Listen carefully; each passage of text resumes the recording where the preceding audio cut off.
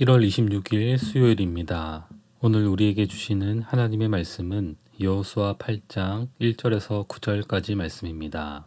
함께 읽겠습니다. 여호와께서 여호수아에게 이르시되 두려워하지 말라 놀라지 말라 군사를 다 거느리고 일어나 아이로 올라가라. 보라 내가 아이 왕과 그의 백성과 그의 성읍과 그의 땅을 다 내 손에 넘겨주었으니 너는 여리고와 그 왕에게 행한 것 같이 아이와 그 왕에게 행하되 오직 거기서 탈취할 물건과 가축은 스스로 가지라. 너는 아이 성 뒤에 복병을 둘지니라 하시니 이에 여호수아가 일어나서 군사와 함께 아이로 올라가려 하여 용사 3만 명을 뽑아 밤에 보내며 그들에게 명령하여 이르되 너희는 성읍 뒤로 가서 성읍을 향하여 매복하되 그 성읍에서 너무 멀리 하지 말고 다 스스로 준비하라. 나와 나를 따르는 모든 백성은 다 성읍 가까이 가리니 그들이 처음과 같이 우리에게로 쳐올라 올 것이라. 그리할 때 우리가 그들 앞에서 도망하면 그들이 나와서 우리를 추격하여 이르기를 그들이 처음과 같이 우리 앞에서 도망한다 하고 우리의 유인을 받아 그 성읍에서 멀리 떠날 것이라. 우리가 그들 앞에서 도망하거든 너희는 매복한 곳에서 일어나 그 성읍을 점령하라. 너희 하나님 여호와께서 그 성읍을 너희 손에 주시리라. 너희가 그 성읍을 취하거든 그것을 불살라 여호와의 말씀대로 행하라. 보라 내가 너희에게 명령하였느니라 하고 그들을 보내매 그들이 매복할 곳으로 가서 아이 서쪽 베델과 아이 사이에 매복하였고 여호수아는 그 밤에 백성 가운데서 잤더라. 아멘. 지금 이스라엘 백성은 가나안 정복 전쟁을 하는 중입니다. 처음 전투는 여리고성 전투였고 그 다음이 아이성 전투입니다. 여호수아서는 이 두 전투를 상세하고도 구체적으로 기록하고 있습니다. 그리고 앞으로 보게 될 나머지 정복 전쟁의 기사들은 짧게 기록하고 있습니다. 왜 이렇게 여리고성과 아이성 전투를 상세하게 기록하고 있을까요?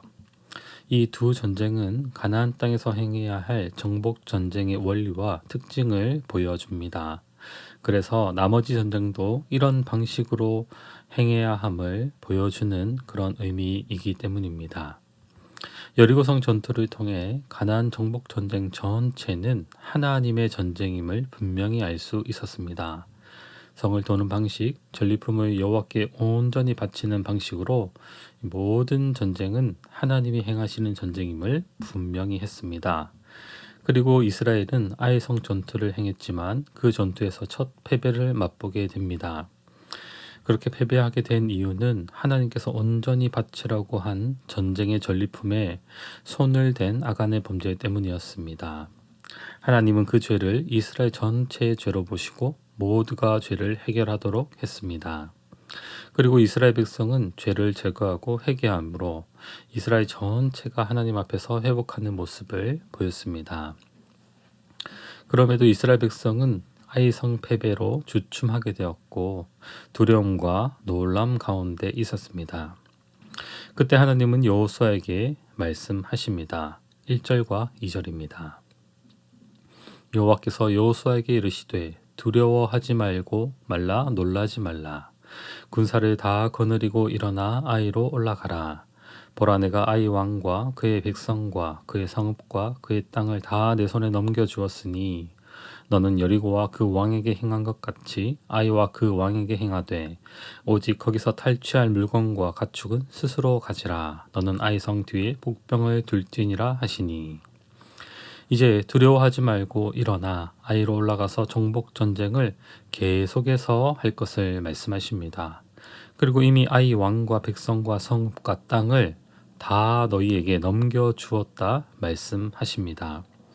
이와 비슷한 말씀을 여리고성 정복 전쟁 전에도 말씀하셨습니다.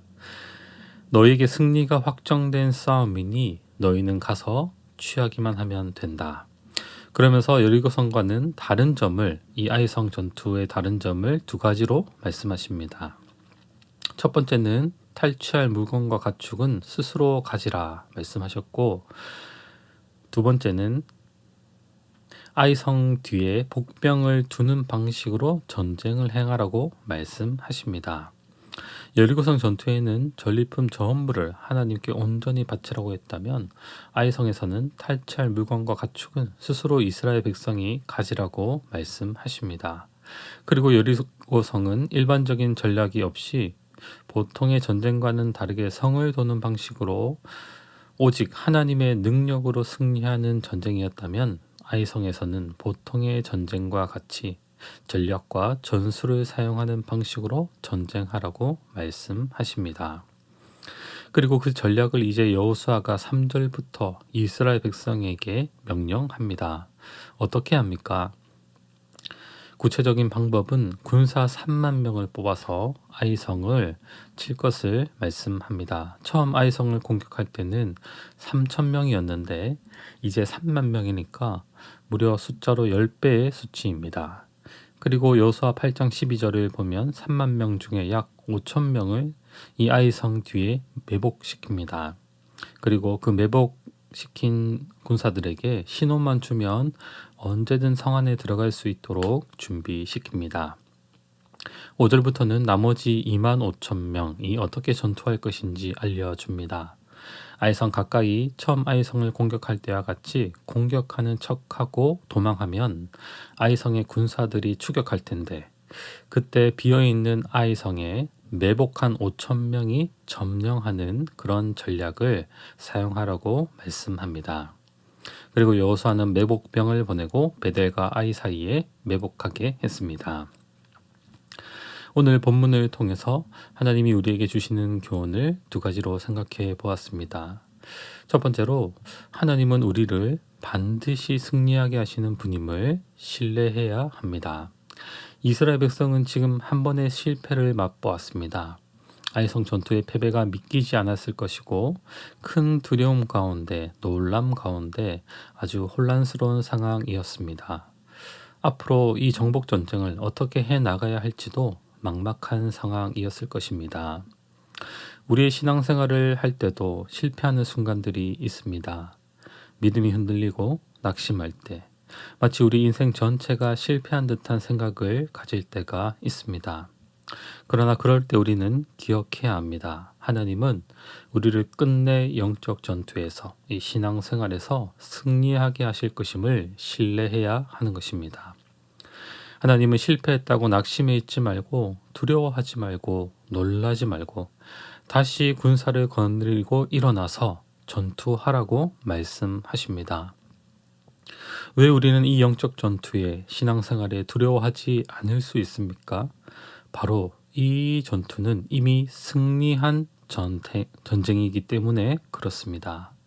이미 아이 왕과 그 백성과 성읍과 땅을 다 너희의 손에 넘겨주었다 말씀하시는 거죠.